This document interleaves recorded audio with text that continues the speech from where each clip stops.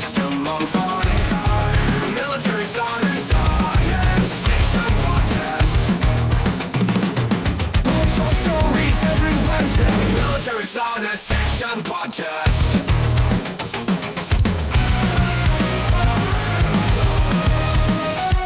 Discussion, interviews, reviews, and rants. Military science fiction podcast. All right, welcome to the Military Science Fiction Podcast. We are your hosts for the day.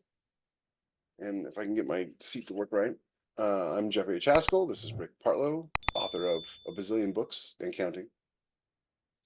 And today we are talking about the future of small arms in military sci-fi and everything related to small arms. So we're talking battle rifles, pistols, anything you might carry on you to fight, and not necessarily like anti-ship weapons or, crew-served weapons, anything like that. Just the stuff that you would carry, just you. Hey, crew serve weapons are fun. I like crew-served weapons. What's funny is we were having this discussion, or you guys were having a discussion while I was at work the other day about the M203, and the guy was complaining about it, and I loved the 203.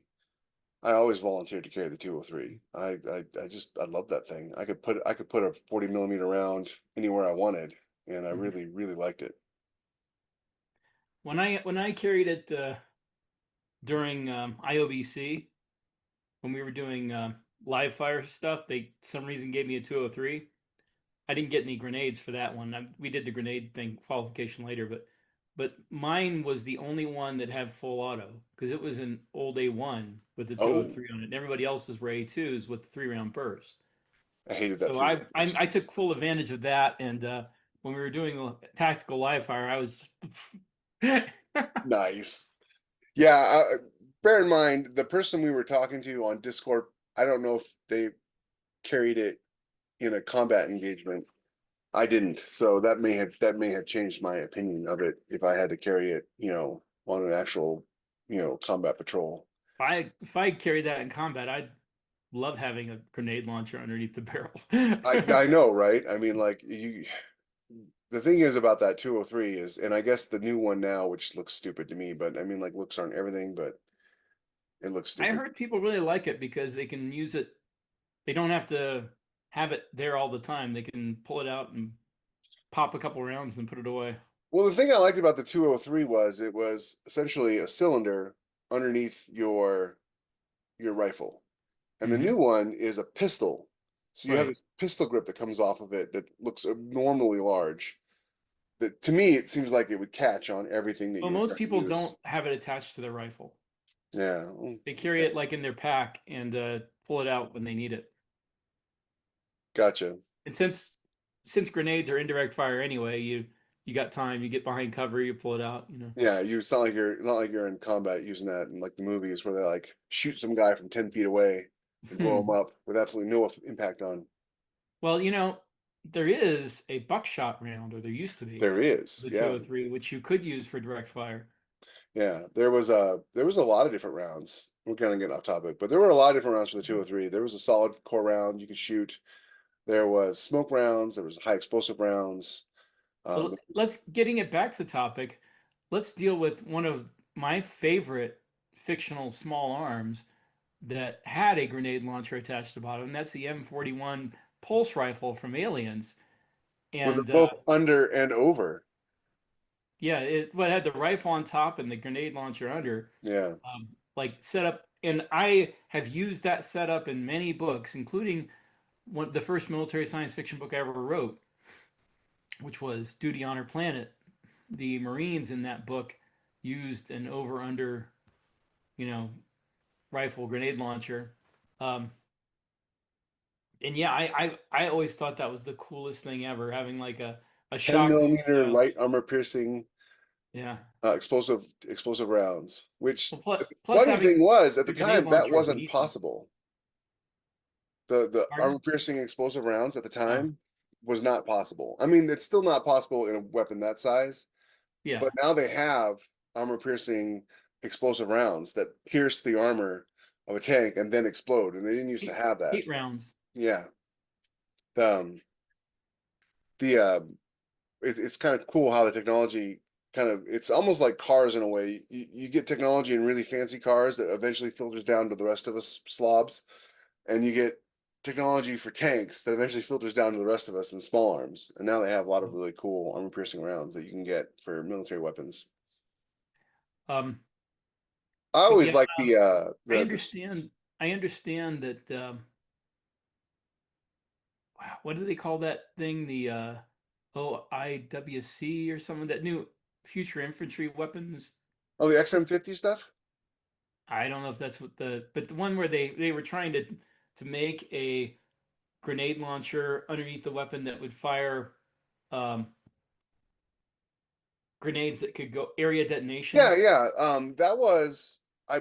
I'm not 100% sure. I thought that was the XM50, I don't like a crew remember. served. Hold on, let me just look No, real not quick. crew serve. This would have been underneath your weapon, like a. Um, they had at one point they were testing a replacement for the M240. Um, and it had a built-in rangefinder and everything. And so I thought it was the XM50. It could be something else. But basically, what it would do is you'd be shooting at somebody, you would laze the It was the XM25. XM25, and you would laze the target, and then just aim above it, and Yeah, the rounds would explode. right. It They wasn't would. like a built-in grenade launcher. The rounds it was firing, Oh, it could make the well, rounds it was trying this to was a explode. 25 millimeter grenade launcher that went under the barrel of the new infantry rifle that they were developing, which never Yeah, which never saw happened. lead day. Yeah. The grenade launcher is still under development, I believe. They've ran into problems with it, kind of technically being against the Geneva Convention or something. Well, so I talked to a DARPA scientist at DragonCon a couple years ago who was developing that project, Uh-huh. and she said they took the prototype out to not Pensacola, 29 Palm. No, not 29. Yeah, 29 Palms. Yeah, the Marine base in San Diego, 29 Palms. Yeah, and the Marines loved it, but they said they would never want to use it because it was too heavy, and they already have sniper rifles. But they were hitting targets at 500, 1,000 yards with grenades.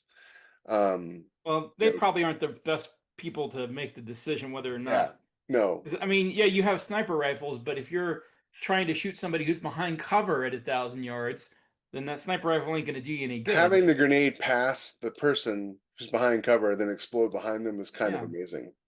So I imagine though there would be a lot of like in my writing there's a lot of computer assisted stuff already Mhm. built into the rifles. It's not like there's In, a in special in Drop scope put on a Trooper, regular rifle or something. in Drop Trooper, I mean, and it's not well, and also in Earth at War, and it's not that far from what we're going to have now. They have the same kind of system that they have built. They have in the M1A tank, the targeting system in there, where you can it fires while you're driving at like 60 miles an hour. Got target stabilization, yeah. Yeah, target stables.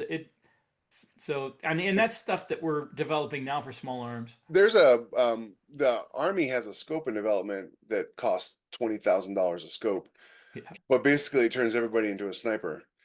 Um, it doesn't matter if you're moving, if they're moving, if it's sad to me because I'm a really good shot and I really have always prided myself on how accurate I am. Like when I was in the Army, I won the Fort Jackson rifle competition from my basic training unit because I really love shooting. I've been shooting since I Were was you there at Camp Perry with Jack Reacher? no.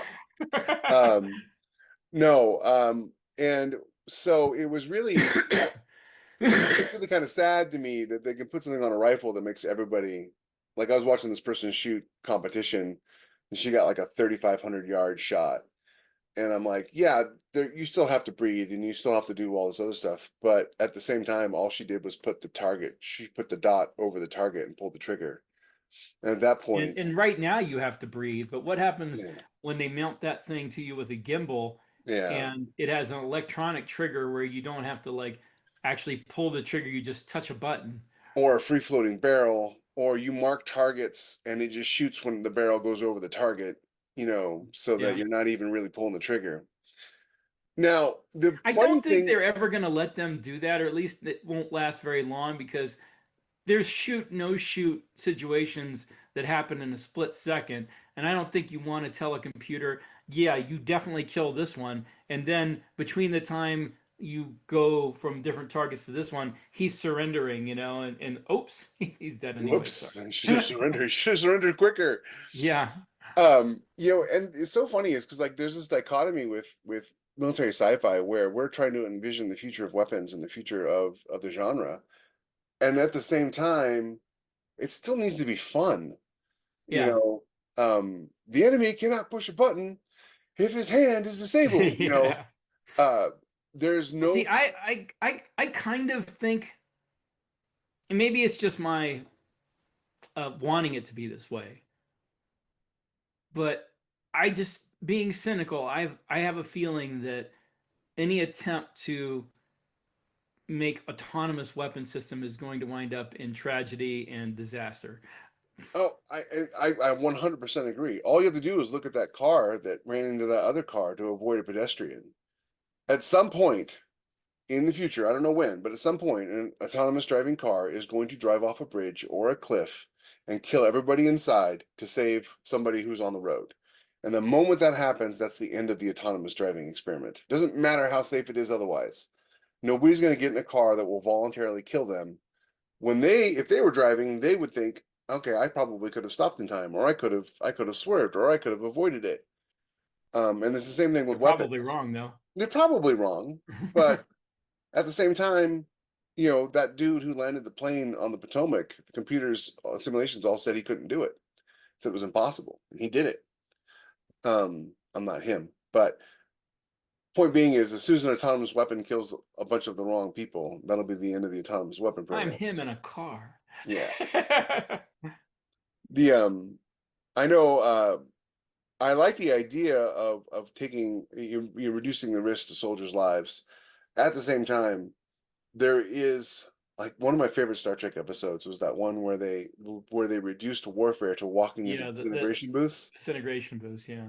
And Kirk at the end is like, I'm a barbarian, I'm a killer. I wake up every morning and I say, I'm not going to kill today. You make warfare too easy. But you're And trying my patience. well, if you make warfare too easy, if it's just a matter of like we're going to send a bunch of autonomous drones over here to kill these people, and what happens when they don't have autonomous drones, and then you're slaughtering people. And I think there has to be a morality to warfare at some point, at some level. I mean, we think that way, possibly some of us, but Chinese don't think that No, way. they do not. No. Russians don't think that way. I mean, Well, a lot of that's people don't think that yeah. way, and that's going to be. We may be forced into a position. I mean, the Iranians don't think that way. We may be forced into a position where we're either going to Honestly, I respond don't in think the kind British think that or way either. lose. Huh? I don't think the British think that way either. I mean, just look Um, at Verdun and places like it where they I sent. don't think those British exist anymore. I know, but they sent tens of thousands of people to die at the ends of machine guns, knowing they didn't have a chance. But that's a Oh soldier's yeah, the lot. French did that too, but the French would Yeah. never do that now. Well, the French would never fight anybody now. They just No, they fight. They fight people. I mean, they do fight people, but they just. I mean, as much as the United States military is known to be casualty averse, I mean, Europe is 10 times as casualty averse. Yeah, they have a lot less people too these days. Yeah, and it's a lot harder to get people to volunteer for their military. So so you're right, 100%, and which is I think a lot of reason why we spend so much money developing defensive like CWIS and the CRAM and stuff like that, to defeat that. Watching the CWIS take on the Marley Burke class ships take out those drones is a lot of fun on YouTube. So if you're a soldier in the future, you've got whatever rifle you've got carrying, whatever, if you have a sidearm, which, if it's like anything like today, you're unlikely to have a sidearm. Yeah, But that what would depends. be the biggest difference, say 300 years from now? What are we looking at? Are we looking at coil rifles? Are we looking at I'm thinking I feel like barring some black swan singularity event that just based on the current, march of technology, and assuming at some point we get high temperature superconductors, which we will eventually, that They're close. They're really close to them. yeah, that coil guns are going to be the weapon for the military in the future. It almost seems like it has to be, just because, like, you're talking about, you no Except longer for have to have a artillery. chemical propellant, right? Except for artillery, because because you do artillery that. has to go over the horizon. Yeah. Yeah. You no longer have a chemical propellant. You no longer have, you can reduce the size of the rounds. You can increase the hardness of the rounds. Um, And and plus armor is getting more and more advanced, so you're gonna have to have something that can penetrate it. have you seen the guy on YouTube who developed 3D printed armor out of plastic that can stop a 9mm? I And don't it's know. like this thick. It's ridiculous. He wanted to make a Batman suit. He wanted to make a Batman Beyond style suit that was bulletproof. Yeah. And so he just kept working with different designs. And it's not the material, it's the way the material is designed. It's like concentric circles with little supports in between each circle, so it catches the bullet. Well, I think at some point sooner than later, we are going to have um, some kind of electrically active armor that uses a gel or a liquid and selectively hardens it, and can move the armor around to wherever you're getting shot at through sensors that sense the bullet coming in. Well, it seems far-fetched, but at the same time, um, tank rounds, when they fire, certain types of tank rounds when they fire, know exactly when they're going to hit the target, and like a millisecond before they hit the target, the head of the round fires a copper plate out Yeah. to you get the armor out of the way so the tank round can go right through. So it's not far-fetched to have armor that reacts the same way. I mean, look at reactive armor on tanks. Yeah. So I feel like with coil rounds, you almost are going to have to move to 5 or 10mm rounds that are made of, tungsten that's reinforced with steel. So Tungsten, tantalum, something yeah, really hard. and it's gonna, it's gonna move it. Depleted uranium will probably be first, because at some point we will get to mining asteroids and having a lot of tungsten to play with. But right now, depleted uranium is actually probably a lot easier to get. Well, and you're still gonna need to use, some sort of ferrite material, some sort of magnetic material, because tungsten isn't really very But magnetic. yeah, you But can put like rings of metal yeah, around it. steel on it, and or whatnot, and then you're gonna have these rounds zipping around on the battlefield at 1,500 meters, or 15,000 meters per second, that can go through just about anything.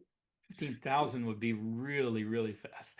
Well, it seems like it I would be think fast, but right now, I think the earlier ones we're going to see are going to be more like 3,000 meters per second. yeah, I think once the technology gets, the hardest part is going to be the material science of it, which is what are the rifles going to be made out of that can absorb Yeah. the shock and the abuse, soldier abuse. I always Yeah, think of that. getting those electromagnetic coils hardened to the point where banging them around won't damage them is Yeah, I always gonna think be of a that challenge. stupid H&K rifle that it came out with for the rifle competition for the army. This is Which basically one? just that block. It's just the H&K, like, I forget what The it was. G11? Yeah, it's just this It's the block. caseless one? Yeah, and See, then that's something else that I really am disappointed hasn't advanced. This we were this caseless close to getting a caseless rifle for the army. well, the problem with the caseless ammunition is still the same problem, is that when you fire it in a conventional chamber, the it doesn't burn everything and it leaves a fouling on the inside of the chamber, and eventually it blows up because you've built up gunk on the inside of the chamber. Yeah, And unexploded material that you're yeah, exploding stuff around. yeah, so that's the problem they ran into. That's a materials, that's a chemical problem. They need to come up with some kind of material for the caseless ammo that is stable enough that you can haul it around, in crates in hot weather, and shake it Shoot it and and it not shoot go it, off. but Yeah, that is also active enough that it will burn every part of it when you shoot it. That's a challenge. yeah. I think that's probably why we don't have it in a Yeah, it is. more conventional sense. And I just kind of feel like before we get to the point where we have like more powerful chemicals or more powerful, chemical powered rifles, that coil, like you said, coil weapons are just going to take over. Yeah, And I agree. Yeah. looking at the Navy's railgun that they abandoned, and I understand why they abandoned for the same reason we're talking about. They could not come up with a material that was durable enough not to shoot, but to shoot from. Hmm. The barrels had to be replaced every 4 rounds, and Yeah. it reminded me of that World War II German cannon on the train where they had to like replace the barrel after 5 or 6 shots because the inside of the barrel got eaten away by the round going through it. And they actually had like bigger and bigger rounds so that the rifling of the barrel would fit in the It's barrel. and that railgun thing, that's because the Navy's railgun and most railguns nowadays, well, not nowadays, but at the time when they were testing it, used like an explosive to trigger the magnetic field, and that was really tough on the material of the rails. Um, Yeah, hopefully they'll get to the point where it's like you can have something we're that can just see waiting for whiz.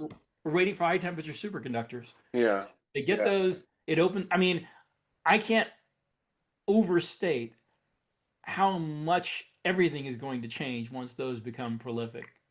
Well, let's talk about the 800 gigawatt elephant in the room, Okay. directed energy weapons. Well, I mean, directed energy weapons are great with current technology for things like blinding missiles or taking out drones, but they're not good for anti-armor or anti-personnel because you have to focus them for too long on one thing. And even if you Me, can make them more powerful, I want everybody who's watching this, who's a writer, and everybody who's a reader, to understand something about directed energy weapons. And it's really simple. It's the inverse square law. No matter how focused your weapon is, it scatters. yeah, well, And eventually it'll scatter. I mean, but the thing is, even beyond that, just the philosophical level, if you're talking about directed energy weapons for infantry, these things have a huge thermal signature. And if you fire it once, somebody's going to launch a missile that's going to go right where you are. yeah, and it's not going to be like an anti-personnel missile. It's going to be like a 2,000 pound GBU or something. That's why the only people in any of my books that use laser weapons for small arms, besides civilians, are like people who are fighting in zero G and can't have any recoil pushing them around. Well, and the interesting thing too about laser weapons is that like in the atmosphere right now, you if you had a directed energy weapon that was powerful enough to burn and kill somebody in a microsecond at 5 feet, it wouldn't be at 50 feet or 100 feet or Right. 1,000 feet. And there's no real way short. There's no real scientific way around that at this time, and it's I not a mean, you matter of just you like, make you make it bigger and more powerful well, and yeah, but then it's not a, bigger then it's mirrors. not a, then it's not a, you know, Not a practical way. yeah, maybe it's mounted on a tank or something, or a microwave Yeah, laser yeah. on a tank. Um, but and they do have microwave weapons they use for anti-personnel, but it's mostly crowd control still at this Yeah. stage. Or it's crowd control or like anti missile or things like Yeah, that. the Drone. atmosphere is the biggest problem, and if you get into space, you have the problem of like now it's distance, and the inverse square law kicks And in, and in and then space, no one can hear you scream. That's a problem. yeah, that's a big problem. Um, so they hear the hiss of the spacesuit, though. I imagine you would Yes, hear it. it's true. I avoid directed energy weapons in most of my small arms stuff. Now, bear in mind, I don't do a lot of in my writing. I don't do a lot of huge battles. It's all small unit tactics stuff. There's no here's 1,000 guys over here and here's 1,000 guys over here and they're shooting at each other. Well, I mean, you Uh, can have that happening, but you can't really focus on it if you're yeah. writing a tight story from into close third or first person POV, because the only person who's going to see all that is the generals and who wants to write a military Yeah. science fiction novel from their point of view. Well, I do have anybody who's familiar with Against the Odds in the Grimm's War universe is the Marines aboard ship use a different weapon than the Marines deployed to planets use. Mhm. Because on board ship, you don't want a coil rifle because it's not about puncturing the hull. Because if you have an armored ship, you're not really concerned about a sidearm puncturing the hull. It's all the electronics and sensitive equipment inside the ship that you don't Also, want to there's the destroy. possibility of you may not you won't puncture the hole, but maybe the bulkheads, interior bulkheads, get punctured, and there's some friendly two bulkheads over that you gets hit by your round. Or one of my favorite lines, Ryan, things in here don't react well to bullets. Yeah, Terrible like Sean me, I don't Connery. react well to bullets.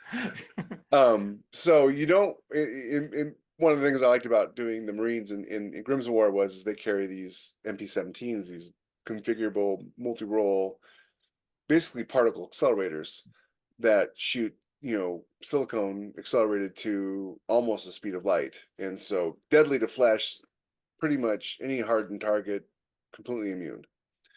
Do you have anything like that in where they have different weapons for different roles? Well, in the drop trooper universe, all Marines, all people who are on the ground or potentially will be on the ground, are using uh, Gauss rifles, or they also have like a handgun that's a kind of a mini rocket guided type of thing that they use for sidearms.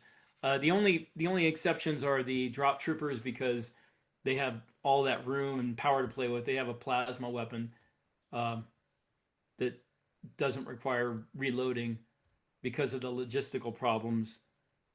Because I mentioned it a couple times in the books that they have all kinds of different weapons they can mount on these um, vigilante battle suits, but because of logistics, you can mount like a coil gun, but then you run out of ammo in 10 minutes and What good is it? you're waiting for somebody with an ammo train to get there and reload you, and you're hopping, on your jets and moving through a city, and you can't wait for reload. So they wanted something that didn't need to be reloaded. And the drop troopers are all the tip of the spear. I mean, they're Yeah, not like, you know, yeah. rear echelon Um, guys. so aside from them, everybody else uses electromagnetic weapons on the ground. But the people, the fleet guys, like fleet security, who deal with problems on the ship, or sometimes might have to like board an enemy ship, and although that doesn't happen very often, if at all, they use what are called pulse lasers, and the laser uses a little hyper explosive cartridge that sends its blast like a shaped charge through a lasing material that I'm very vague on what that is, and they It's a have, lasing material, yeah, Rick. it's like a rod of something, and at the muzzle they have this crystalline focus mirror type, like a not a mirror. What do you call it? The thing that splits light into different. Prism?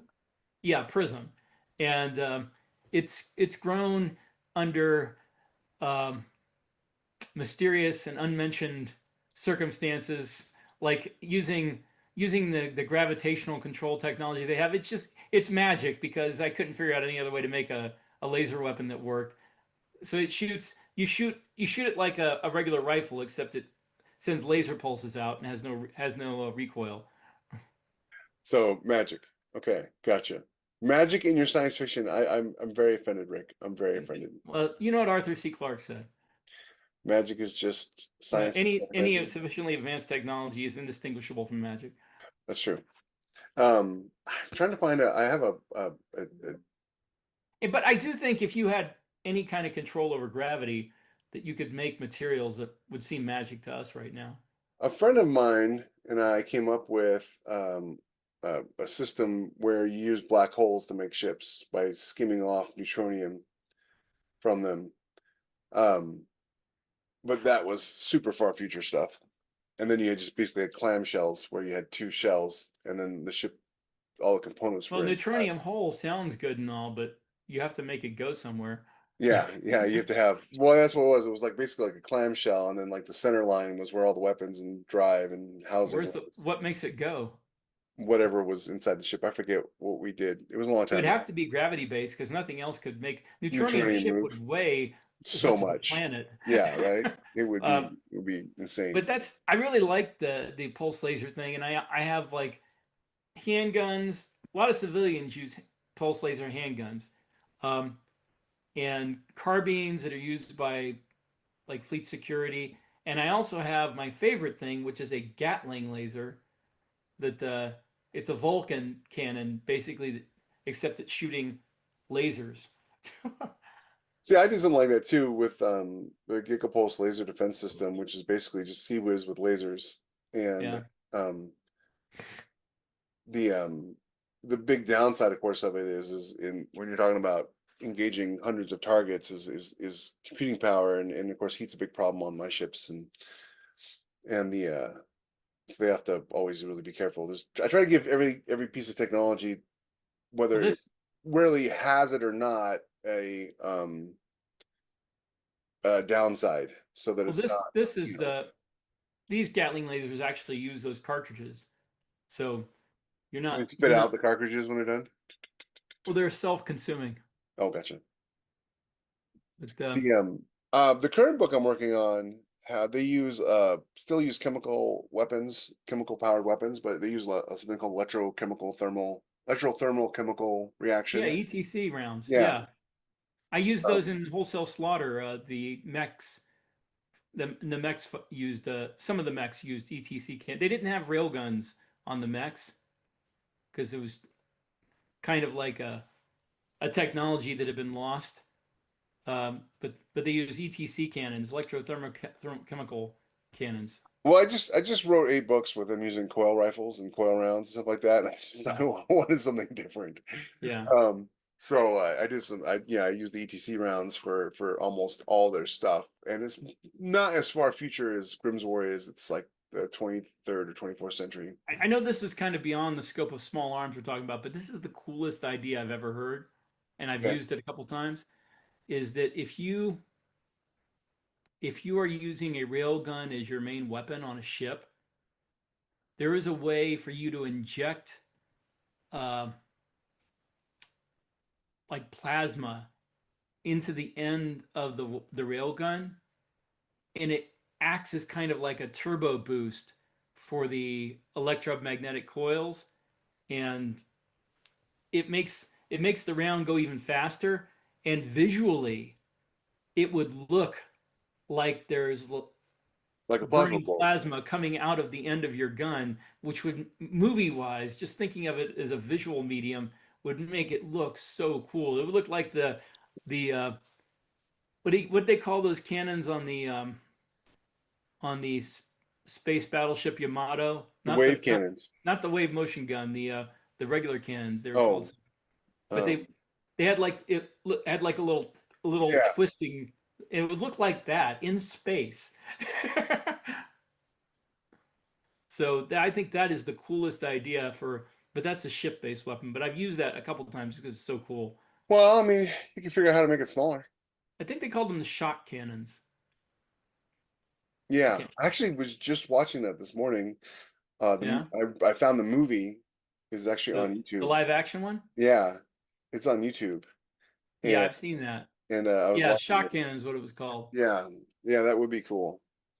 And you can do a lot of depending on how realistic you want to be and how I you want know, it to be realistic right up to the point where it's still cool. right. Yeah, I have a friend who's always talking about the rule of cool, and you That don't would be want your Josh. details. No, I mean a friend, not a writer friend, just a regular friend, a non-crazy friend. I guess he's crazy, but the Crazy in a different way. you never want the details of what you're doing or the science behind what you're doing to one bog down the story or two rob it of all its fun. I have a guy I know who's writing military sci-fi, and he was talking to me about like, well, in the actual Marines they do this and this. I'm like, that's really cool and those are neat details, but you were spending 800 words describing the details of like day-to-day operations, and you are robbing your story of all momentum and fun. you know, it's good to know those details, but ditch them because you don't want your story to be an after action report of what they Mm. did. You need to be present. You need to have, pacing and timing. In my experience, readers come in two when it comes to guns in stories. Readers come in two types. There's the ones who are just there for the adventure. They don't care what the character is using as long as they know how, what it does to the enemy. And then there's people like me who are highly into that kind of thing, but they want something that's cool. They don't just want like, oh, you know, he has a Gauss rifle. I mean, that's fine if you got a good story. That's fine, but they also want something cool like the Gatling laser or um, like that shot cannon idea I was talking about, or something that they haven't already read. A million times. Yeah. Yeah. No, you're right. You're 100% right. And you know, with Grimm's War, I try to keep like the Caliphate all use plasma based weapons, and so they have electrostatic plasma rifles as their sidearms that fire ion beams that the plasma follows. Hmm. Um, and then the Alliance, of course, uses mostly coil weapons.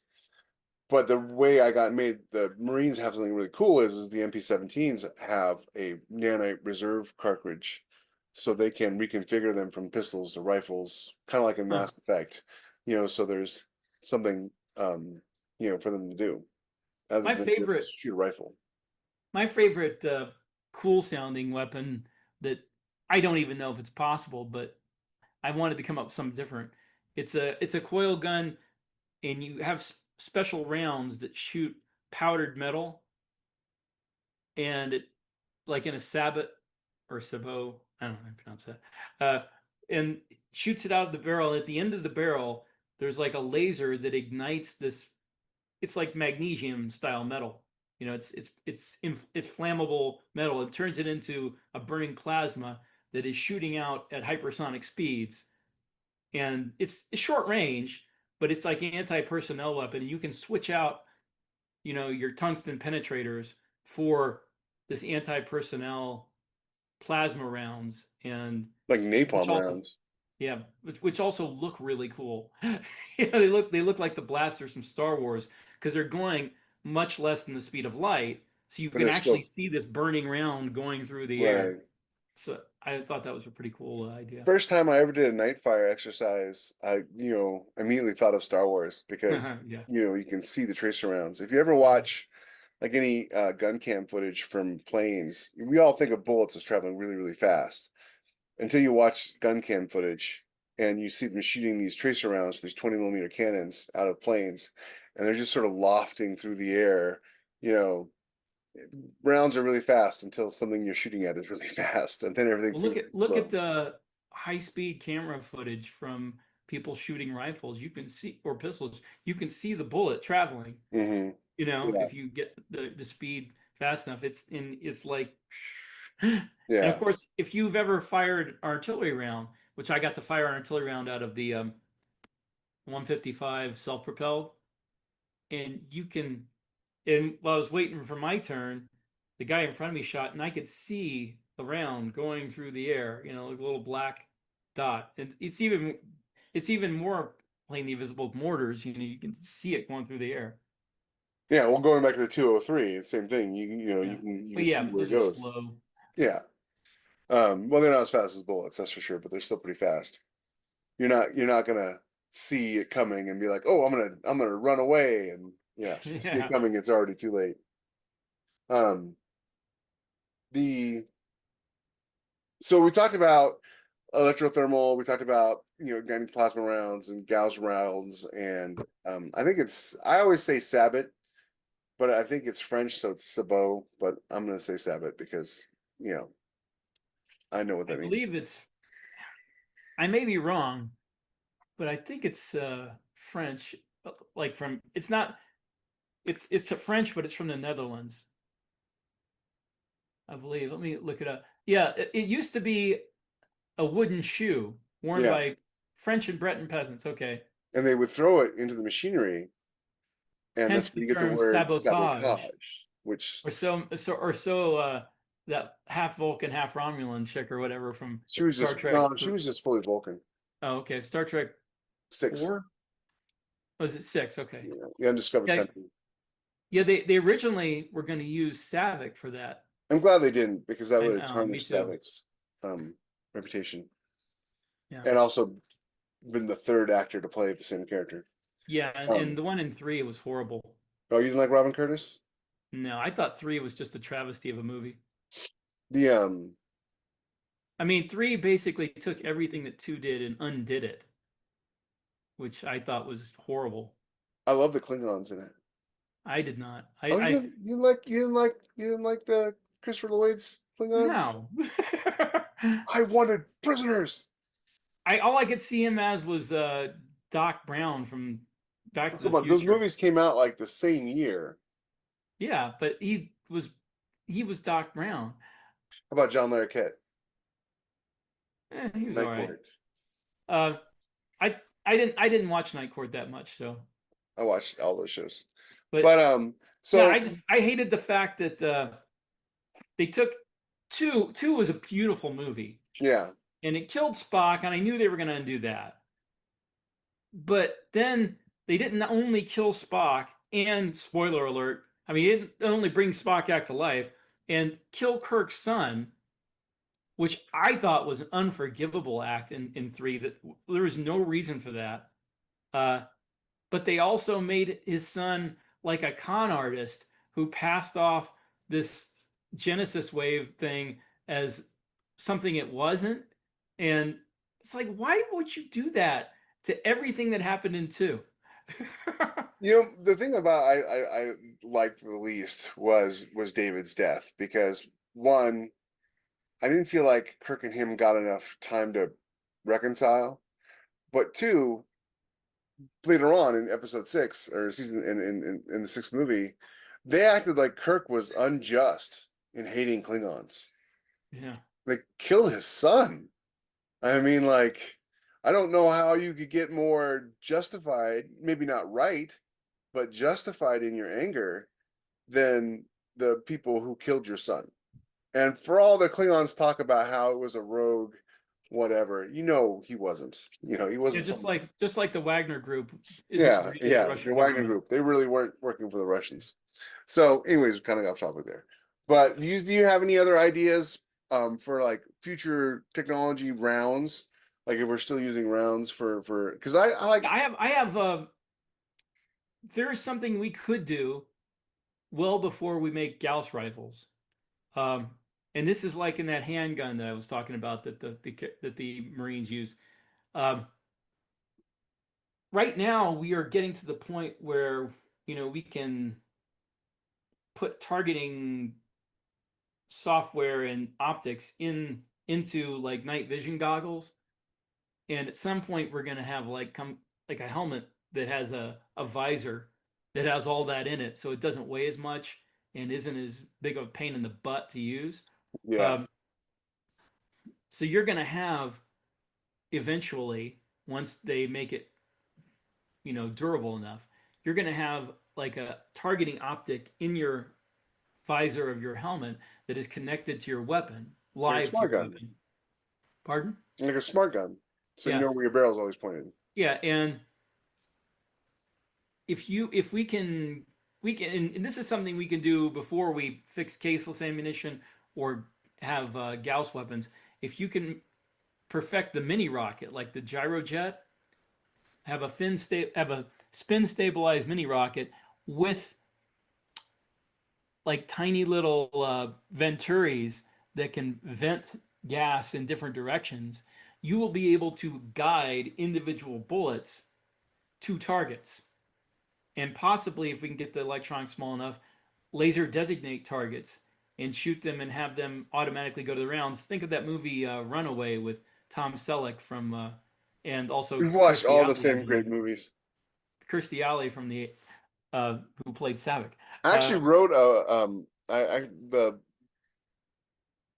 one of the books I wrote last year. It's with a publisher. I don't know if they're going to go with it or not, but the main character uses a gyrojet Yeah. pistol where he can basically gets a 20-degree arc. Mm-hmm. So if you're aiming it at you, he can go 20 degrees to the right and shoot it, and the bullet will come around. You can curve the bullet. Yeah, So, yeah, so that's something you could come up with within 10 years, probably. yeah. You But shoot a there's a big rocket. difference between coming You up with shoot, something. and I mean, you can get something where a soldier will be able to use it. I mean, within 10 years, probably they'll have like a small explosive charge at the rear to launch it out of the gun, because that was one of the main problems with the gyrojet was the rocket launching it out of the gun because it took too long to go up to speed. So you put a small gunpowder charge at the rear, launches out of the gun, it falls away like the base, like a base of a shotgun shell, the Hmm. wad or whatever, and the rocket goes out, and you guide the rocket to wherever you want it to go.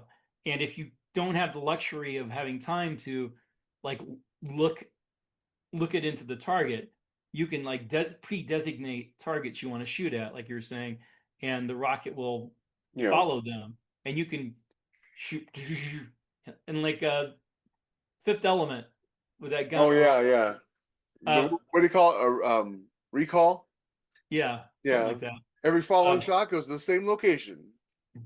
Also, there's another possibility before we get to the point where we can have Gauss rifles. Um, and I read about this back in the 90s.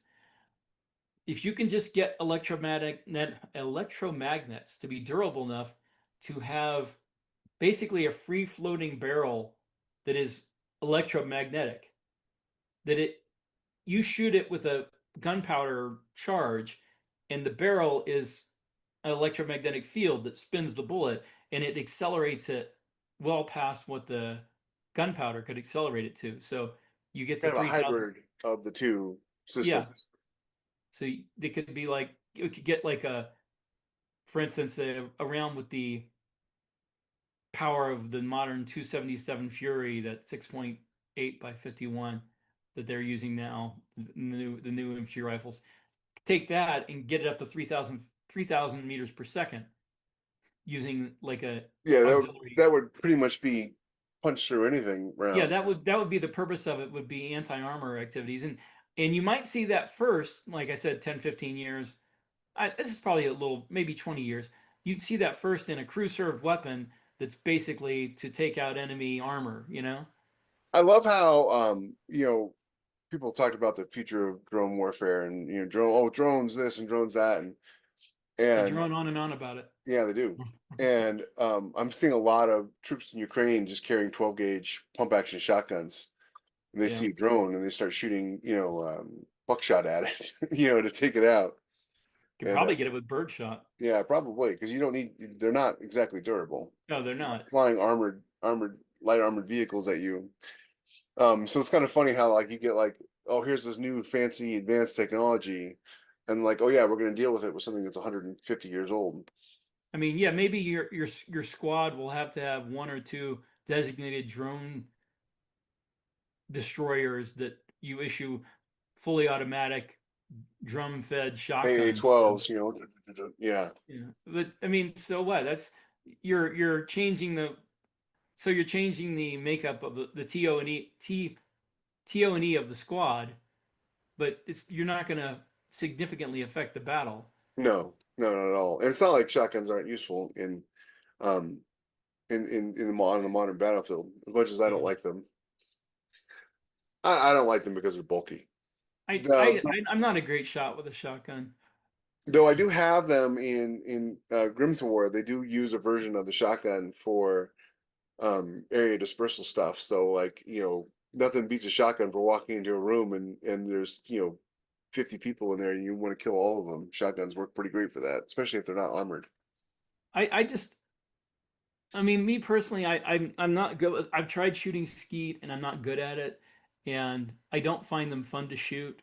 Like rifles are fun to shoot. Shotguns for me, they're not fun.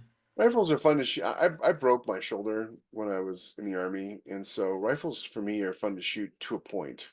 Hmm. Um, Anything bigger than 7.62 by 39 stops being fun for me because My of favorite, my my shoulder. favorite, my favorite to shoot is 308 or 7.62 by 51 because I like a little bit of recoil to let me know I'm actually shooting something, but not enough to make it painful. I've Yeah, shot some really high recoil rifles and I did not enjoy it. Yeah, I see people on YouTube shooting 50 cal standing shoulder shooting Yeah. 50 cals, and I'm just like, Well, not even that. I shot like 4570 in an old like 1930s or 40s rifle that had no padding, just a metal, on the back of the buttstock. And shooting 4570 out of that is not comfortable. G3s. I fired a G3 once. I think I not used to G3. have an HK91. Something. It's something like it was like an FNFAL, but it was a homemade Yeah, version of it. G3 is the German one. I used to own the HK91.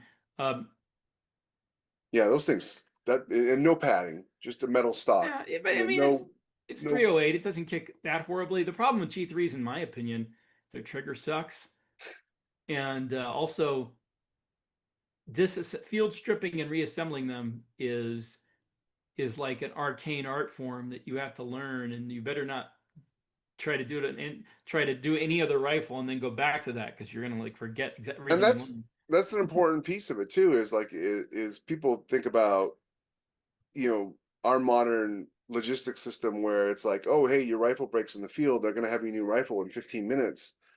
But if you think about World War II, like when they sent people over to fight in Europe in June of 1944, they didn't come back until 1946. You know what I mean? Like they didn't Yeah, rotate in and out. For the most part, some of them did, but for the most part, you went to a theater of operation. You stayed there until the war was over. And if you can't provide it logistically, you can't repair it on the site, then you're screwed. So you got to make sure whatever rifles or whatever future weapons you have are something that the soldiers can maintain, uh, wherever they are, whether it's on another planet or on a ship or wherever that is. So it can't be too overly complex. It's got to be soldier proof.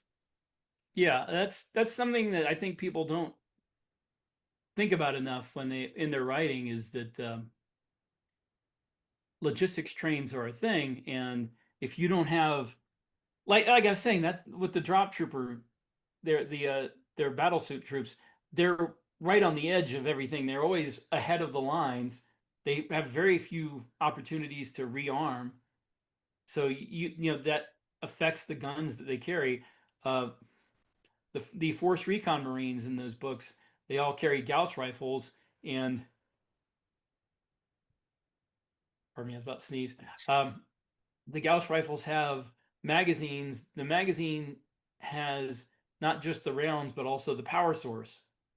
So you don't have a rifle that the power source is going to run out, and you have to plug the rifle in and charge it up and wait for that, and also have ammo that you have to get because the magazines each have a power source. So the power source is probably one of the more complicated parts of the weapon. So if your power source goes bad, you throw away your magazine, you get a new magazine. Yeah, yeah. That's a lot of how it would be. It seems like because the last thing you'd want, what it would be is to have to replace the whole rifle or recharge it. Like, oh, well, we got to stop the battle. Yeah, exactly. Got to plug my USB-C You don't you 4.7. Oh don't want no, to it doesn't fit. I've got the wrong cord. it's one thing to take a magazine out of commission, but you don't want to take a rifle out of commission. And even if the rifle had a separate power pack, that means two things you have to carry. You have to carry a power pack to your rifle and magazines to your rifle. And Yeah, in trying to change, you want to change both of those in a fight, yeah, at the same time. So you get one thing that you change out, and if you run out of power before you run out of rounds, well, it's not likely because they they like have each of those packs with the number of rounds that's in the magazine, so it should last a whole magazine, and that's all you need it to last. you're And right. Yeah, I make in recon that recon series, um, I make a point that they actually have to reuse their magazines, so they bring them back and they plug them in and they charge them up and they get rounds for them and load them up again because they're cut off from resupply, so they don't have spare magazines beyond what they already had. well, that's cool.